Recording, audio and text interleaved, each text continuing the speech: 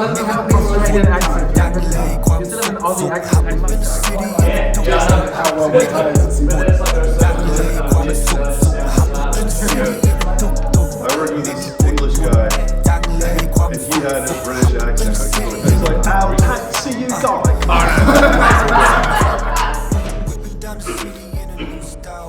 Hey love, can I get a pad see you guy? It's like I'm proud. English speakers speak French. Hello, dans un magasin que vous êtes très belle. Oui, je parle français. French people speak English like that and then get away with it. That's sexy.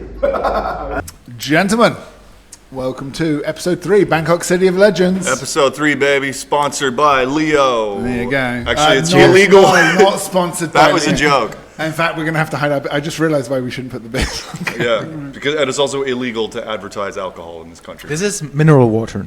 Yeah, sponsored by Leo Water. Can't we just blur these? We're going to let's not... Can't we just make them it's not penises? worth it. This is the sort of It's thing- brown because it's from Flint, Michigan. Welcome to Bangkok City of Legends, episode 3.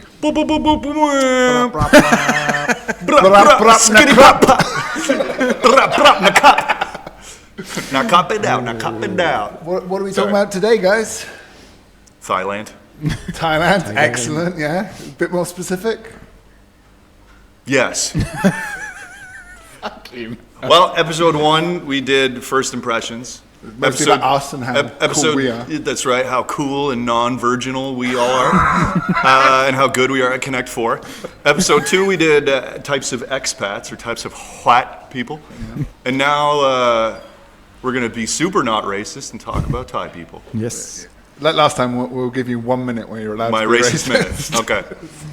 At some point in the episode, Justin will say some I will be racist, but I will weird warn shit. you first. Yeah. So we'll talk about, like, beyond the first impressions, when you've lived here a while, start to understand Thai culture a bit better, and start to understand Thai people a bit better. Right? So for me, I think when I was a scuba diving instructor, I thought you were going to say Scooby-Doo. when I was Scooby-Doo, well, I was high all the time. That was like on a dating profile. When I was a scuba diver instructor. So, like, it's really bad to dive with a hangover. And so they're all about, like, weed is good, but they'll snatch a beer out of your hand and be like, no, drinking's bad. So Is it because of the oxygen? Constantly. You get decompression sickness with much more probability. If When you're you hungover. are diving, is it pure oxygen in the tank, or is it a mix? It's air, yeah. Yeah. Pure oxygen kills you below 6 meters under pressure. Okay. And gets very explosive as well. So. Oh, can't Yes, do I that. know it's flammable. Don't come at me in the comments. But it's underwater. Our one commenter. He's correcting himself. we have one follower just a nerd about diving. It's Chris, but a ghost account. Chris, I fucking hate that fat asshole. I've heard, and this is off topic, but I've heard that if you breathe if you have a hangover and you breathe pure oxygen, it cures the hangover. Is that true? Every dive boat has it because you need it. It cures a lot of diving diseases. And a few times we would empty the tank, but the manager would have to be like, We need guys, that. oxygen's really hard to get. We're on a remote fucking island. Like, can you all stop hungover sipping on the oxygen? But it does please? work. Yeah. Because that's essentially what a hangover is. It's dehydration and there's not enough oxygen in your bloodstream, right? I don't know. But that's the reason we were given before sucking on some oxygen. Oh, by the way, I to took a hangover. sip of my non-alcoholic beverage. That's great. Yeah. Fermented soup. So, on Koh Tao, I barely talked to Thai people. There was a lot of Farang. You're working with tourists all day, and then all the staff there are from Myanmar. So, didn't really have much of an impression of Thai people at all, except for the boat captains who all had guns. And one day, one of the hotels where we used to go moved their diving net a little bit. They kept moving it out to capture more and more of the beach reef for themselves. And then so one Pirates. day, all the boat captains had noticed this slowly happening and went, oh, fuck this noise. And they all tied their boats to the net and just all ripped it off the thing.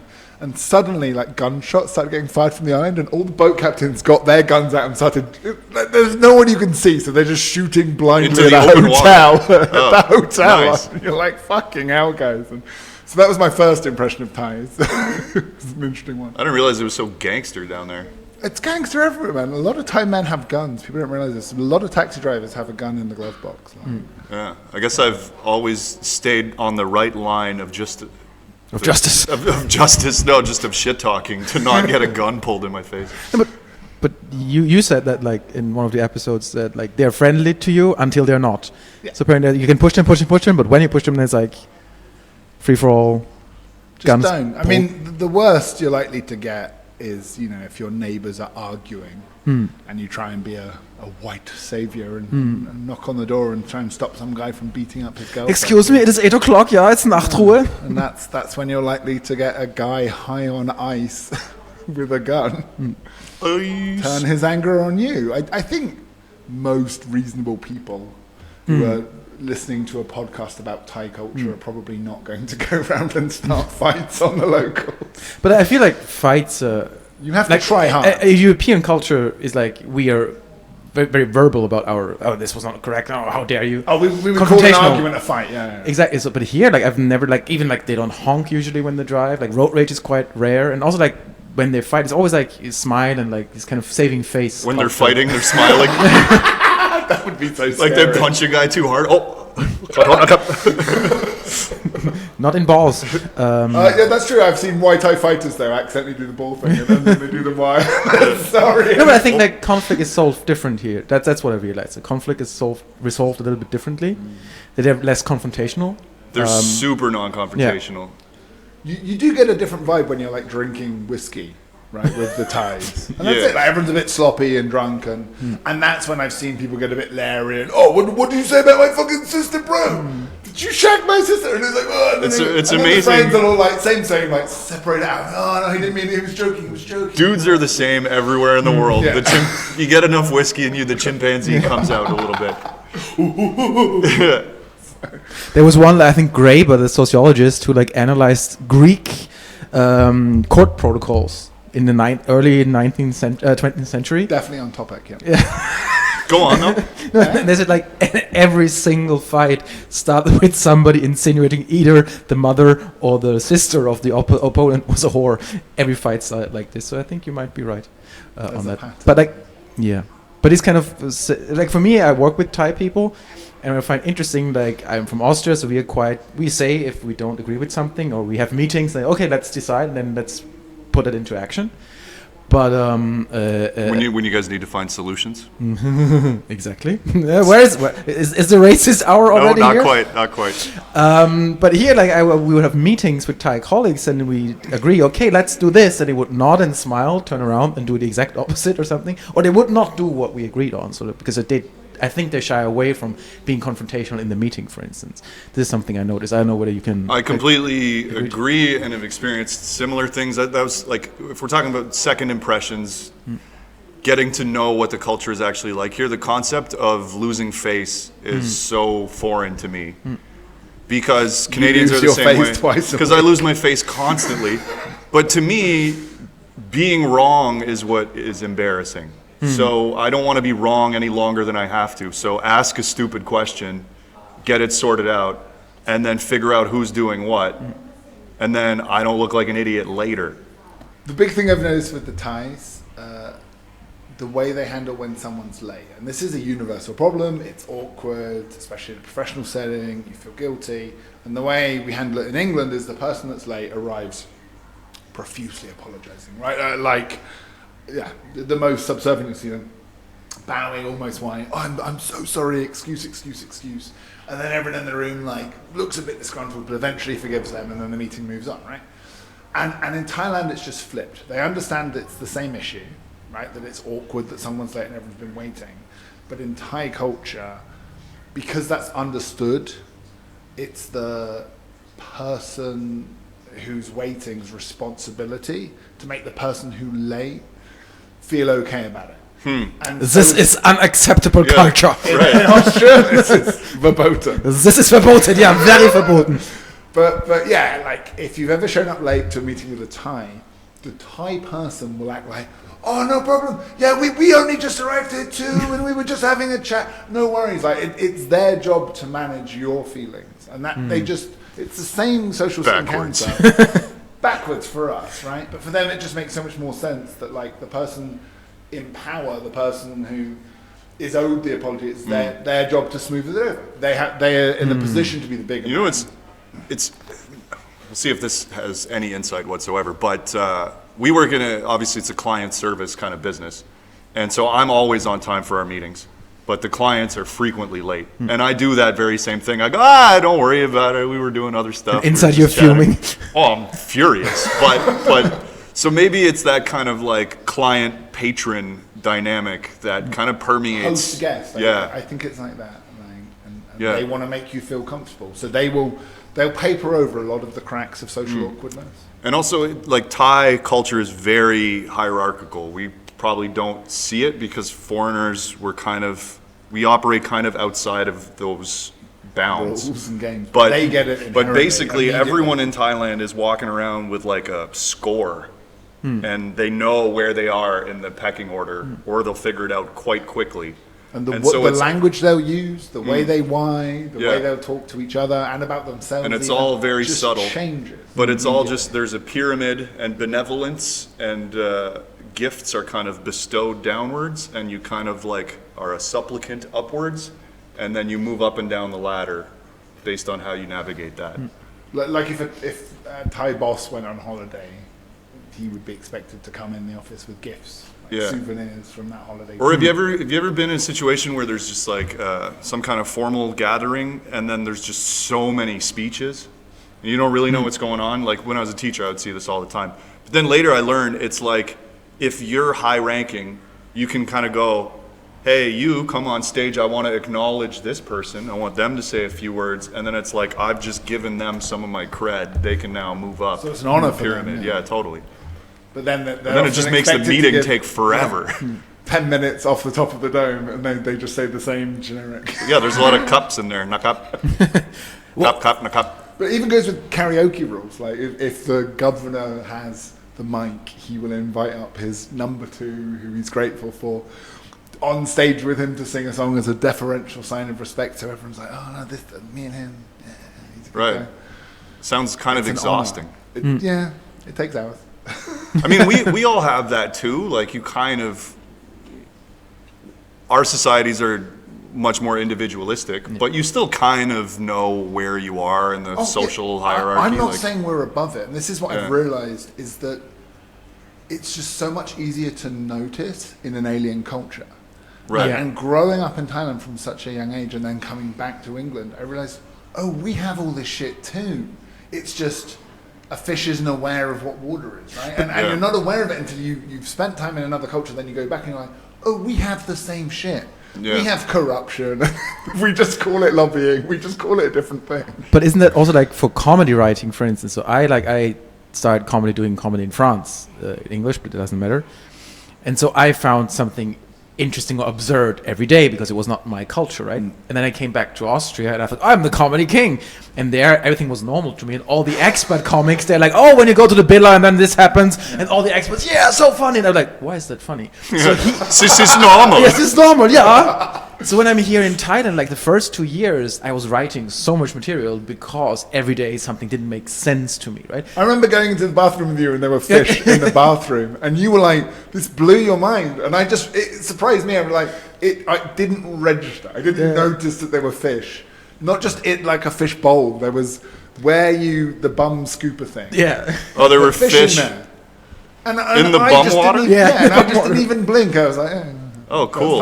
Well, at least it's not fish eggs instead of mosquito eggs. Yeah. No, I think that's what the fish are in there, Stops right? the mosquito eggs. Well, you know when you... tangent here, but when you end up in a bathroom where you didn't really want to end up in, and there's no bum gun, there's just a bucket of standing water that looks like it's been there for quite some time. And I'm like, all right, I'm just going to wash my butt with this malaria water. Can you get malaria? I don't know. So the fish are to eat the mosquito eggs? Is that what they're for? Yeah. That's smart. So thank you for explaining that to me. No, but I feel like it's and now I've lived here for 3 years, and like I have difficulties writing sometimes because like, it's normal motorbike on the sidewalk, or like 17 plastic bags for a cup or something. So that's you get used to that, and then I think when what you described, you came back from England back to Bangkok and forth, it refreshes your mind a little bit. This kind of Seeing change. England with foreign eyes was Yeah. amazing. I learned so much about, because you realize as well as you grow up in a culture, the things that, the big thing is what makes you good and what makes you polite. And those are things that you just assume are universal values. And like the being late thing, right? Like it's a universal problem just handled subtly differently. And I've seen foreigners like fuming that a Thai person will be late to a meeting, disrespect, and you're like, it's not disrespectful, it's Bangkok traffic. I love people always say traffic, and I'm like, I know you take the train, you Yes. asshole. Well, you know it's a lie Traffic because is the not an excuse. closest person to the meeting will always be the latest. Right. As long as you're not the latest, you're fine. But I find Thai people, like in my context, I've never, like rarely they are late actually. Because that was a cliche, and even comics would make fun, they're so late. I never found them to be late people. Well, I mean, You've lived a partly charmed you're life. Austrian. Yes. Yeah, they're just terrified of They're you. aware of the stereotypes about you. He's so angry. And I guess the guys that were late it's a filter, the survivorship bias. The guys that were late aren't in the office anymore. It's kind of like how Ismo from Finland has this joke. He was like, okay, so Finland ranks as the happiest country, but also has one of the highest suicide rates. And that's how we are the happiest, because all the sad people. The filter. Technical break. Is there water running? It freaks me out. There is. I think there'll be an elastic band tied to that tap and you'll struggle to stop it. The mics won't pick it up. That's easily cancelled. You can tell I grew up in Thailand where like a Farang tries to fix things. I'm like, he'll just make it worse. We should Right. just leave that problem. It already has an elastic on If it. we don't touch it, then it's not our problem. It's already been taped. If you try and fix it, it might just get worse. So just leave it alone and just learn to accept the noise of the water. The water. The water. Okay. And we are back. And we're back. Wait.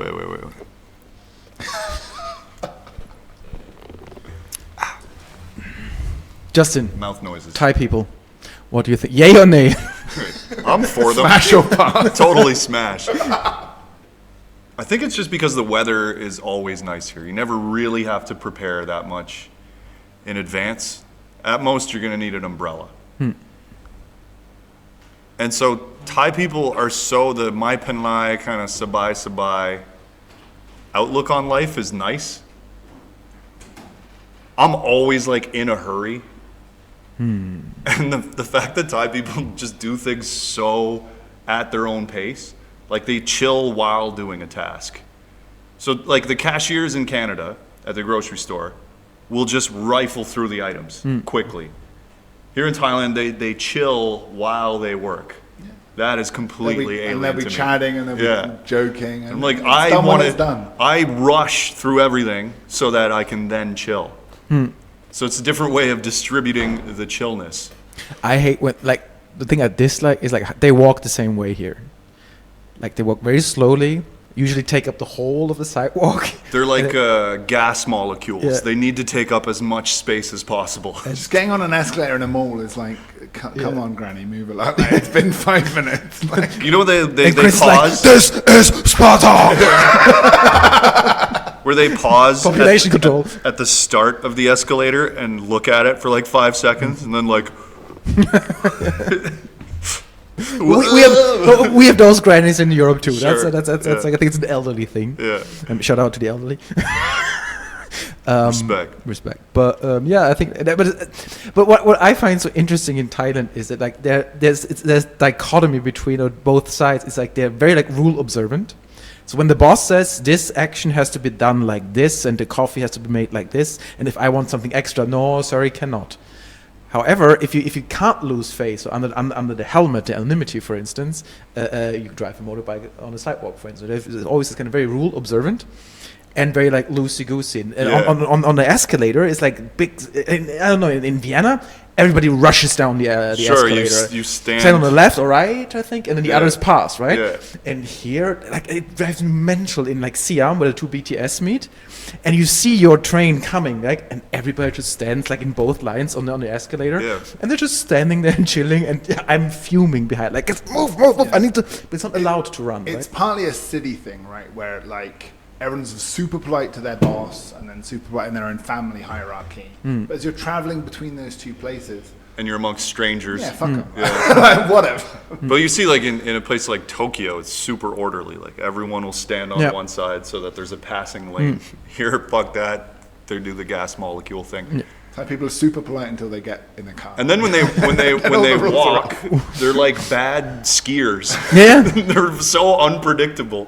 Now with They're like the I cell want to pass, phones. but I don't know when they're gonna move. This is a weird slalom you got going on. The other thing too, like, this doesn't really relate to what we were talking about, but so some things are a lack of money. You can understand why some things are done kind of poorly or shoddily. But then other things, it's not because you're poor, you're just doing it wrong.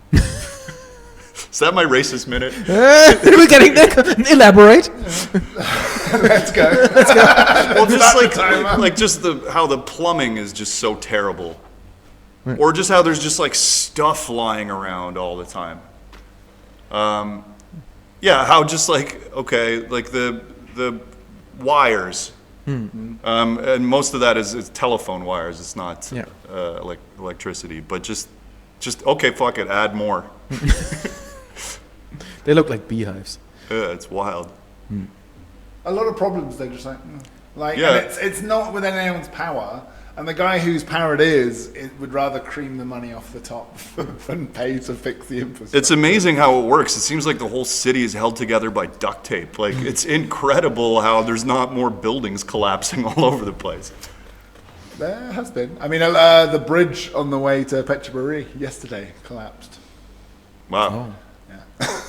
So there are, buildings, I said, but there are bridges and sinkholes and all. Bridges matter too. And on Sukhumvit, on my way home, so like Sukhumvit, like 60-ish, there's a truck that broke down many decades ago. And it's just there.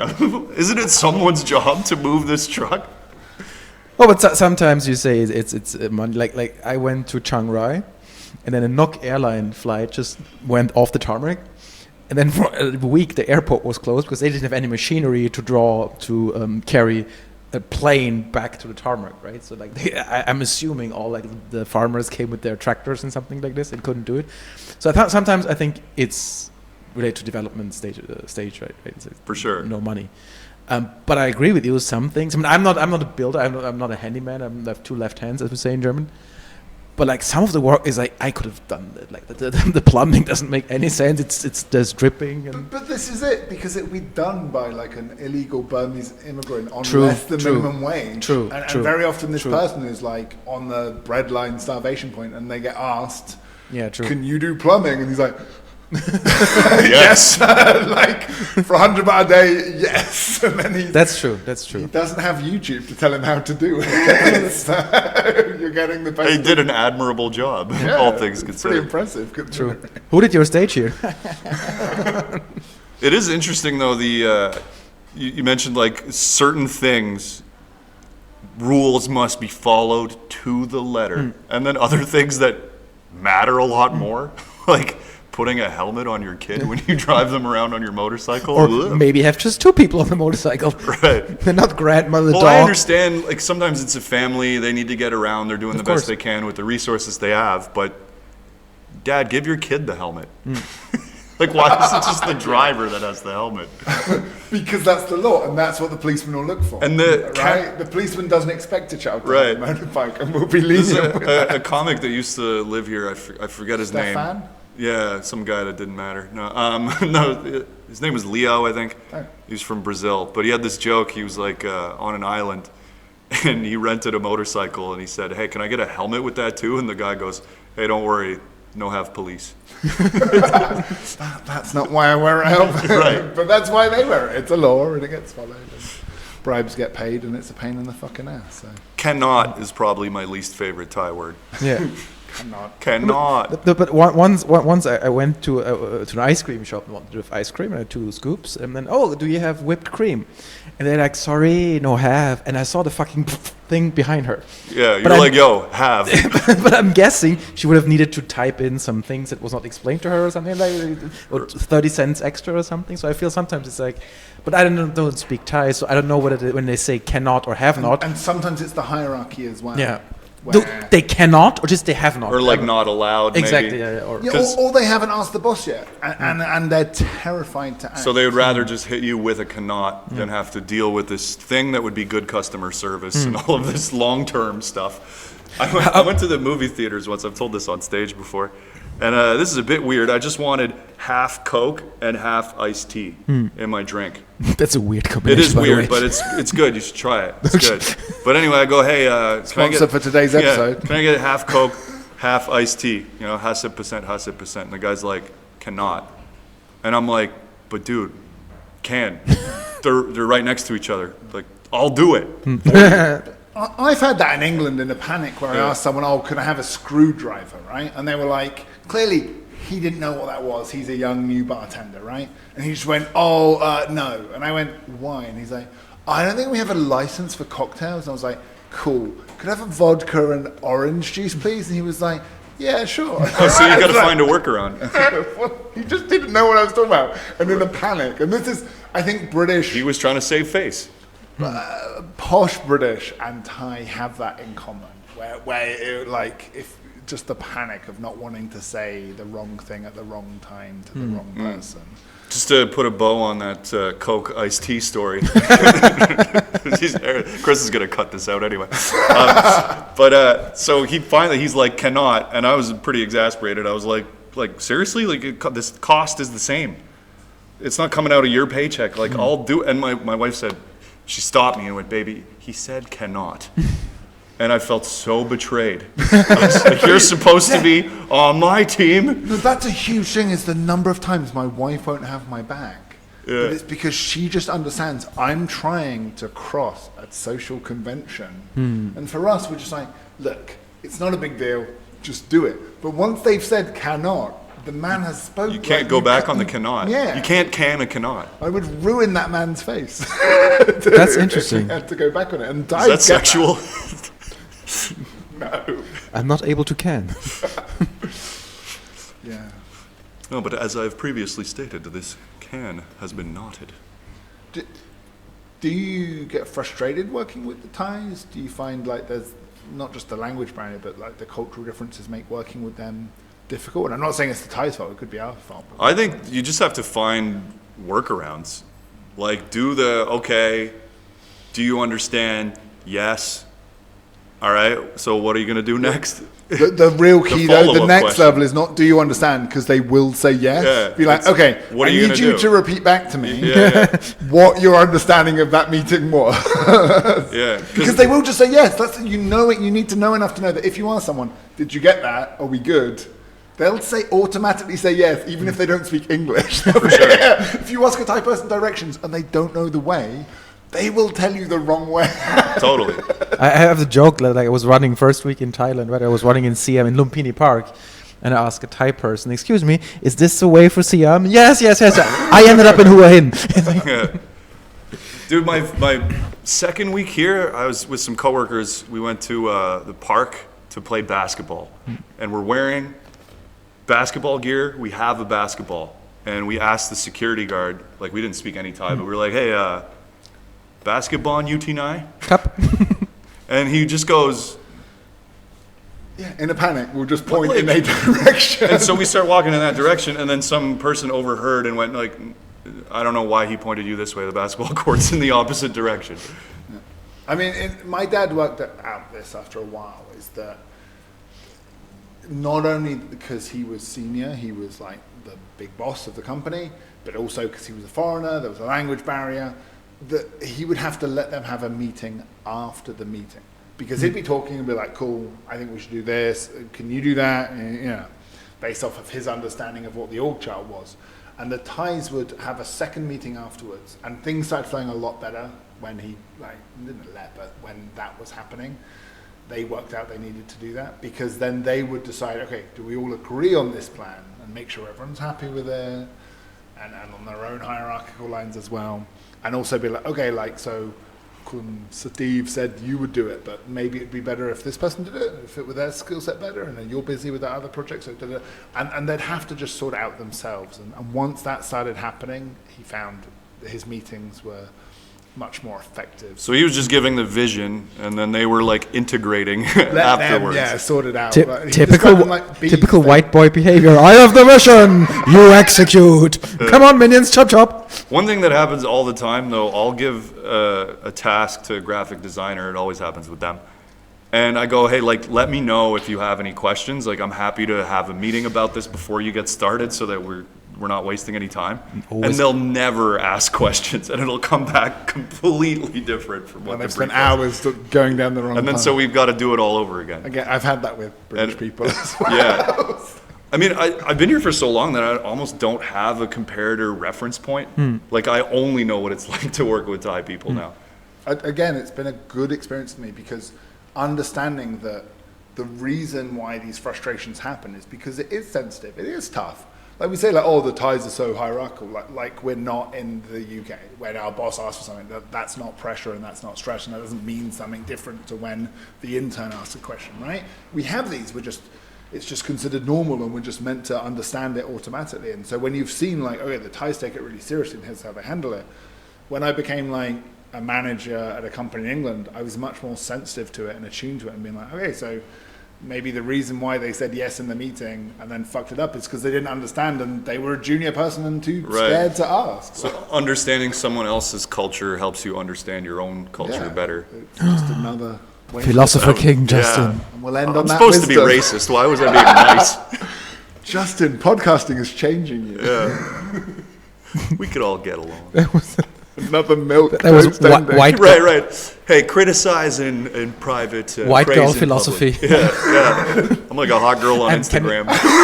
Can't we just all get along and stuff? And why do they have wars? I'm showing my nice butt, and then I have a platitude in the caption, and I get 1 million likes. And I think love it's the wisdom of the Dalai Lama next to them, like pushing up their boobs. And you're like, what? That's a great combo.